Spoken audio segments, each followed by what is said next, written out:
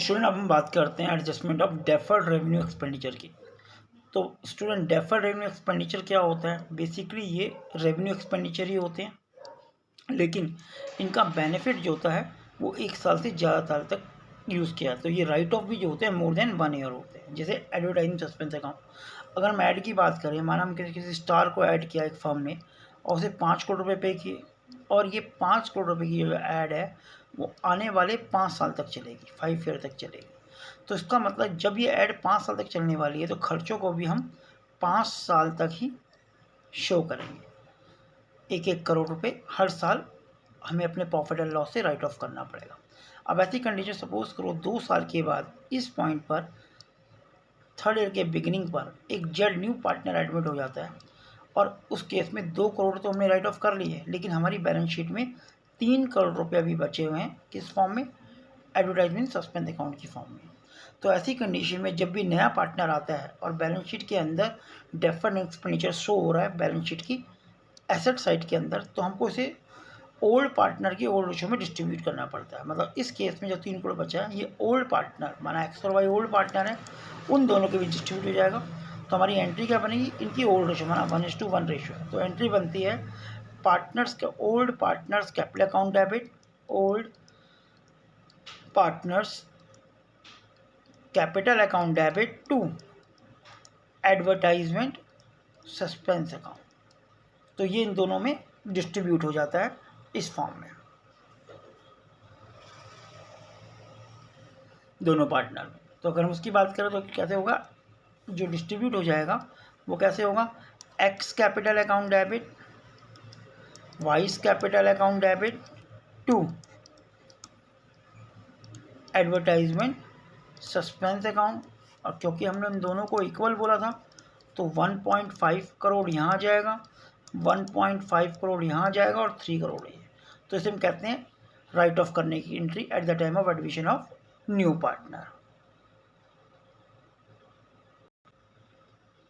अब हम बात करते हैं अगले पॉइंट की, accounting of reserve accumulated profit, undistributed profit and loss. इसकी ट्रीटमेंट एज इट इज़ वैसी होगी स्टूडेंट जैसा कि हमने रिकंस्ट्रक्टिव फॉर्म में पढ़ा था।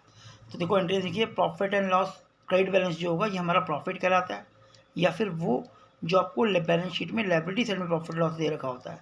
तो profit and loss account debit, general reserve account debit, workmen company reserve account debit, investment fluctuation reserve account debit to old partners या कैपिटल और करंट अकाउंट। वर्कमैन कंपनसेशन और इन्वेस्टमेंट की ट्रीटमेंट हम already reconstruction form में पढ़ चुके हैं, उसे दोबारा कर लेंगे। तो ये हमारी एंट्री होती है जो हम रिजर्व वगैरह को डिस्ट्रीब्यूट करते हैं। ऐसी अगर बैलेंस शीट में हमें, बैलेंस शीट के अंदर हमें एसेट साइड में 2 चीज़ें रखी हो सकती हैं, एक प्रॉफिट एंड लॉस अकाउंट का अमाउंट और एडवर्टाइजमेंट सस्पेंस अकाउंट जो ऑलरेडी हम पढ़ चुके हैं, एडवर्टाइजमेंट सस्पेंस अकाउंट। तो प्रॉफिट लॉस अकाउंट जो बैलेंस शीट की एसेट साइड में होता है बेटा, वो डेबिट बैलेंस होता है। तो इसको राइट ऑफ करने की एंट्री क्या होगी? जैसे हमने एडवर्टाइजमेंट सस्पेंस अकाउंट की एंट्री की थी, वही old partners capital account debit to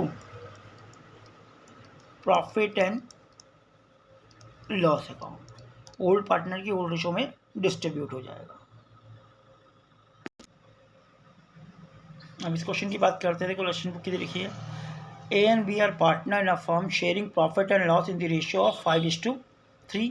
C is admitted for 1/3 share of profit on the date of C is admission. The balance sheet of A and B show the general reserve 60,000। मतलब सी के admit के time ए और B की जो balance sheet थी उसमें general reserve कितना show हो रहा है? 60,000, and balance of 20,000 to profit and loss account asset side of the balance sheet. देखो बेटा, asset side of the balance sheet का मतलब ये हमारा डेबिट बैलेंस है, डेबिट बैलेंस का मतलब ये हमारा लॉस है। तो इस तरह से गिवन है, रिजर्व गिवन है 60,000 और प्रॉफिट लॉस का डेबिट बैलेंस गिवन है 20,000। तो पहले बेटा रिजर्व की एंट्री करते हैं। एंट्री क्या बनी? Reserve account debit 60,000 to A's capital to B's capital. तो ये 60,000 जो है वो ए और बी में 60,000 मल्टीप्लाई रेशो क्या है? 5:3। तो 5/8 जो है वो ए को मिल जाएगा और 60,000 का 3/8 जो है वो बी को मिल जाएगा, जो कि 37,500 और 22,500 आ रहा है।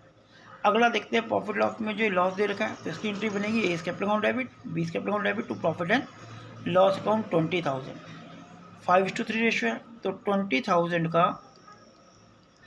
5/8 जो है वो ए को मिलेगा जो कि 12,500 आएगा, और 20,000 का 3/8 जो है वो बी को मिलेगा जो कि 7,500 आएगा। तो एंट्री बनेगी A capital account debit, B capital account debit 7,500 and profit and loss account 20,000। तो ये प्रॉफिट लॉस का लॉस दे रखा है जैसे कि मैं ऑलरेडी आपको बता चुका हूँ।